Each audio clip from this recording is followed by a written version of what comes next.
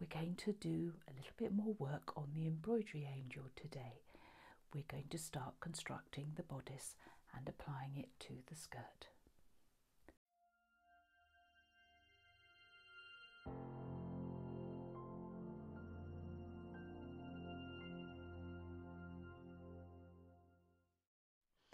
When you've stitched her all out, the first thing you need to do is get the skirt layers. Here we can see that I've got the petticoat underneath, and I attached this lace while it was in the hoop, because after it had done the lacy bit and it was going to do this outline, I slowed my machine down, and with my purple thang, I know mine's blue, I used that just to position the lace in place as it slowly did this edging. The only problem was that this is a flat lace, so it curls up a little bit because it's on the curve. But that's how you can add lace to the bottom, or you can put it on afterwards. I was just seeing what I could manage to do, and there's no reason why you can't put other lace on inside here. And what I tend to do is I trim right up against the satin on one side, and then on the other side I leave a little seam so that they can be put over like that and joined together nicely. You can butt the two satin bits together, or you can overlap them. It's up to you. Now, and what I've done is I've just sewn those together so they don't move around. So that's the first thing to do when they've been prepared and ready. The next thing you need to make your standing or dimensional angel is you need to cut your skirt stiffening, and this is Pelham, I think. Something that's really stiff is ideal. So you can lay that on here and use this. If it comes on a roll, it's going to naturally curl in a certain direction, so you can use that to your advantage. Obviously it needs to go that way and not try and do it the other way. So just take a pencil and draw round to get the rough outline of how the skirt should be. Always start bigger than what you want, because there's nothing worse than cutting something out and then discovering that it wasn't quite big enough. So I'm quite generous when I cut these. Go straight across there, and keep these little offcuts. One of the things that I have had issues with is getting the angel to sit nicely in the body. I discovered that that my angel had lost too much weight, and she had too thin a neckline, too thin a waistline. On these angels, because of the position of the wings and everything, it was okay. It didn't become an issue what was going on behind, but with this angel it did.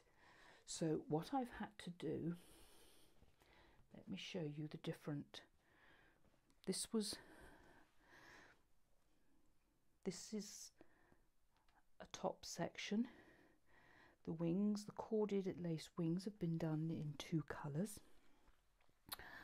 but she's quite narrow there, and that really doesn't go over the skirt, and you can see the skirt behind here, and it doesn't look right. This particular one here, again, is an applique silk has been put on this one,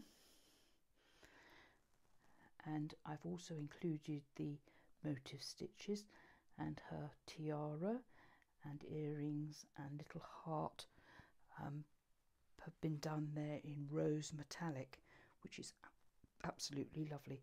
And with all the top sections of the angel, the hoop is always first, so if you don't need it, you just don't stitch it out.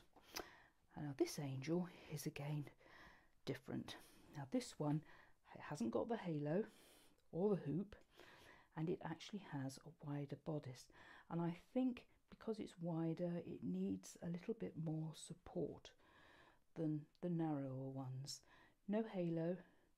That one had smaller wings, as you can see. It hasn't got the lower section, So there's very many different ways you can stitch these out, and when you're planning your angel, you really need to have a good read of my PDF. All the dimensions and ideas and tutorials are there, and it actually amounts to over 100 pages, so really digest everything in there before deciding how you're going to do your angel. And my advice is, if you've not done one of my angels before, is just do a flat angel first before you attempt the dimensional or standing one. But when you've cut out your, we go back to our stiffening, keep these little offsets, and I'm going to, this time, I'm going to use them just to cut round and make them the right shape of the bodice and apply it just to give it a little bit more strength, because it's slightly wider and I think it needs that. So this one hasn't been completely prepared, but this is the outline of the bodice.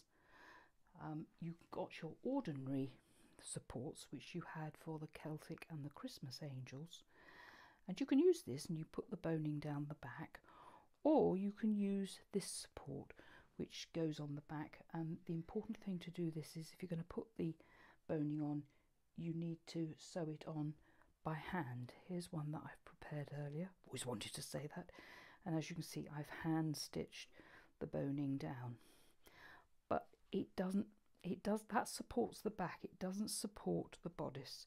So what we're going to do is we're going to use this as a template, and we're just going to draw around the shoulders and round those bits there. The head isn't a problem, and I'm going to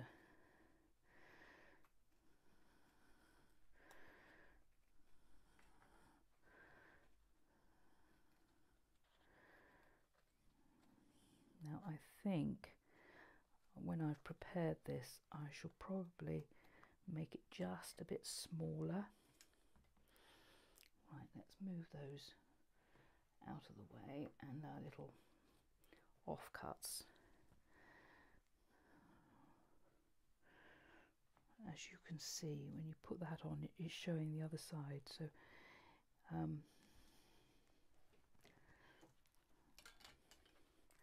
take your scissors and just trim off sort of about 1/8 of an inch, and the same on the other side.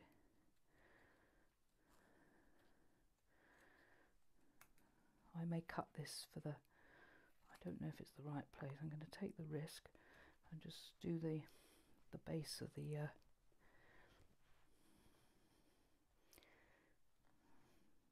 I've cut it short, but you get the idea. Now, it's definitely got a curve to it, and it could have been wider. I'm going to try and see what happens if I glue this in place. Right, I've got this Gutermann Creative Glue here. Just give it a little bit, and I would suggest that you put the glue on the stiffening, not on the actual angel. Although we've got several layers here, so whoops. Hopefully, didn't mean to do that.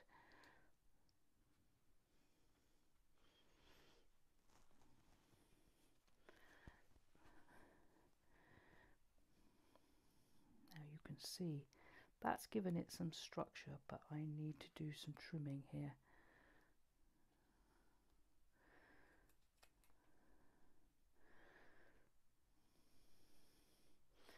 Now this bodice has been used. Oh, that's sticking quite nicely. This bodice has been already sewn together for an angel, so I've caught it in a couple of places. Well, that's fine there. I just need to trim these little bits. You'll find that your sleeves can get in the way. So, no, they don't want to. hold them out of the way with a pin. This corded lace is quite, that the wings are made of, is quite tough, and my previous angels had problems with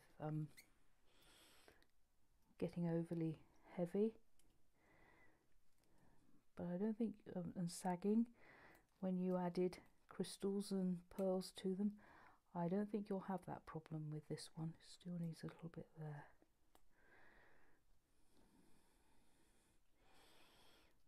Now there are a lot of options for this angel, and I would say to you, don't try and do too much. Let's lift those.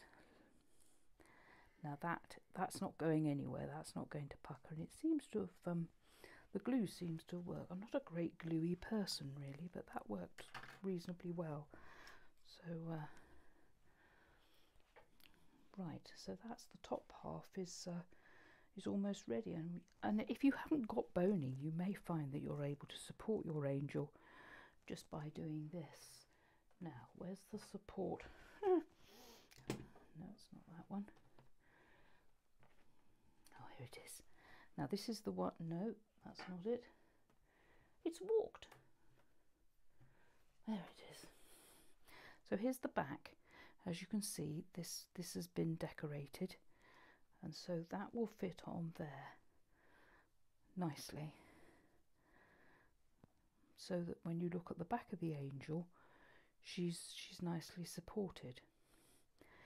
If you're going to put a veil or something on the back, you may not need this, as don't go for unnecessary bulk with your angel. The idea is that she's meant to be very light and look nice and not heavy. I haven't put any fray check down here, which I need to do. I'm going to do that now before this unravels even more. Unfortunately, I had an issue. That's it. I always put the fray check on and then I let it dry. I don't trim it straight away. So we leave her up there, and I think she's ready for the skirt. So let's go back to the skirt. Now, obviously, this will move together in this direction. It will come together and make the curve like that. Not that way. That's not natural. You need to take advantage of the natural curve. Right.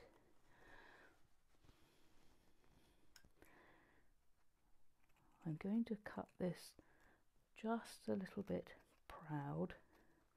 That's the right phrase. Because last time I did one slowly with my adjustments that I made, the top of the stiffening came down here, and that was another reason for her sagging bodice. Now, the next thing to do is to cut the edge, and I think because you've got lace here, and especially if this is going to be a hanging angel, you don't want the stiffening to show, so it needs to be trimmed off just above the bottom of the skirt. So we lift up the petticoat and just draw a line. I need my big sharp scissors for these. Now obviously this edge needs to be as smooth as possible so that she stands nicely and doesn't wobble or topple over.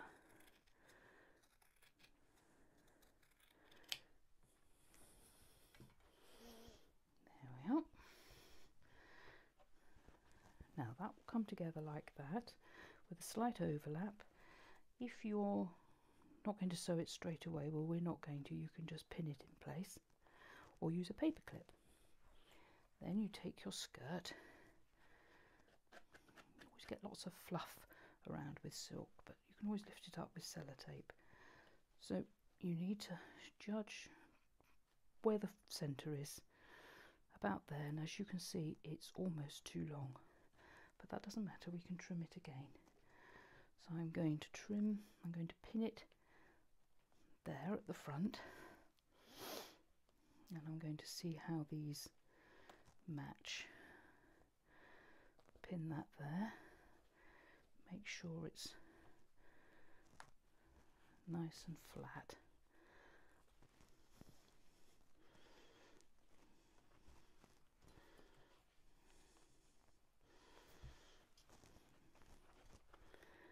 As you can see, we've got a little bit too much there. So I'm going to just take a slither off again, and I'm keeping an eye on the lace underneath. Here it's okay, so I'm going to taper that off to the edge. That's about right. So that will come round like that, and that will be her skirt. Now this, you've got 2 layers for this skirt, and I think that's enough. I really don't think an overskirt is required for this one. It's all extra bulk, and it also, the first time you're making an angel, it makes it just a tiny bit more complicated to get it all to fit together nicely. So I'm going to take that pin out. The main thing is that these 2 are pinned. Yeah, that's not too bad. Now I'm going to put that pin there, and you can see what I'm going to do now. I'm going to pop these underneath. Now this is, you want to match up the ruching as much as possible.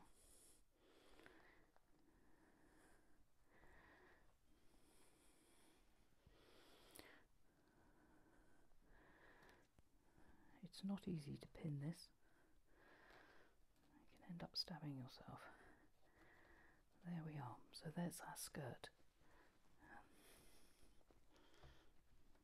That's sitting nicely. Right, let's go back for our angel.